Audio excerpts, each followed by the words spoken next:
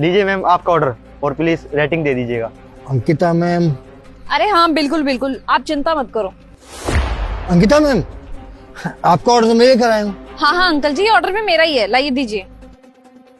ये लीजिए भैया आपके 500 रुपए ऑर्डर के, और हाँ ये एक्स्ट्रा 2000 रुपए, क्योंकि आप मेरे लिए सबसे पहले ऑर्डर लेके आए हो। ये लीजिए।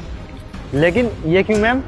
अरे भैया वो क्या है ना, मैंने सेम डिश ऑर्डर की थी, वो भी अलग अलग रेस्टोरेंट से।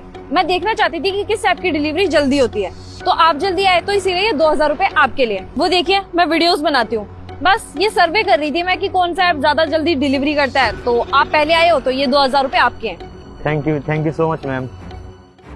अंकल जी आप अगर थोड़ा सा जल्दी आए होते ना तो ये 2000 रुपए आपके होते, पर कोई बात नहीं, ये 500 रुपए डिलीवरी के।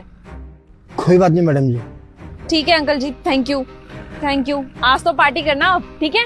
मैम हाँ जी भैया क्या हुआ? ये पैसे ना आप उन्हीं को दे दीजिए। अंकल जी को क्यों दूं भैया? पहले आप आए हो और मैंने उसी के लिए पैसे रखे थे जो पहले डिलीवरी करेगा, तो ऑब्वियस सी बात है ना, ये पैसे आपको दूंगी, ये आपके हिस्से के ही पैसे हैं, आप ये रख लो।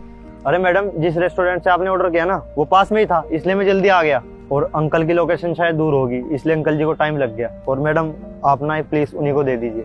पक्का दे दूं? हाँ मैम हाँ। नहीं बेटा, पहले तुम ही आए थे इसलिए पैसे तुम ही रख लो।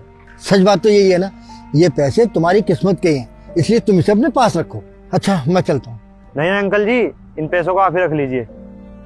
मैम इन पैसों की जरूरत मुझसे ज्यादा अंकल जी को है, तो ये पैसे अंकल जी को दे दीजिए। मैम आप खुद ही देखिए ना, इस उम्र में वो डिलीवरी बॉय का काम कर रहे हैं, तो ये आप पैसे उन्हीं को दे दीजिए ना। देखो भैया मैं देने को तो दे दूंगी, फिर आप मेरे को मत बोलना कि आपको एक्स्ट्रा पैसे चाहिए या वो पैसे नहीं देने चाहिए थे।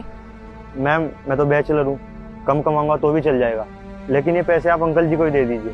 अरे भैया मैंने आपको बताया तो, मेहनत तो आप भी उतनी ही कर रहे हो ना जितनी अंकल कर रहे हैं, तो ये पैसे आपको मिलने चाहिए। और आपने एक कहावत तो सुनी होगी, जो पहले आता है पहले पाता है, तो ये आपकी मेहनत के पैसे हैं, आप इनको रख लो ना। मैम आप ही देखे ना, अंकल इतनी उम्र में काम कर रहे हैं, शायद मेरी मेहनत से ज्यादा इनकी मजबूरी बड़ी हो।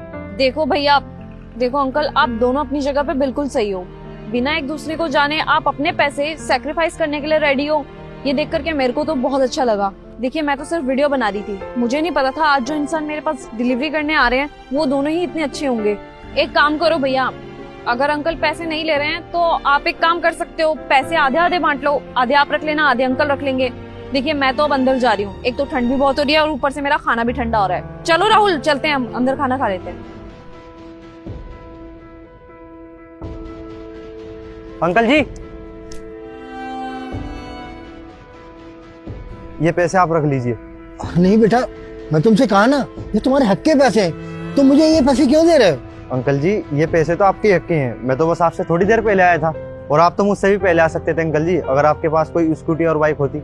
इसलिए इन पैसों के असली हकदार आप ही हो अंकल जी, ये लीजिए। अरे नहीं बेटा, मेरी बात मानो। अरे अंकल जी इतना सोचे मत, रख लीजिए।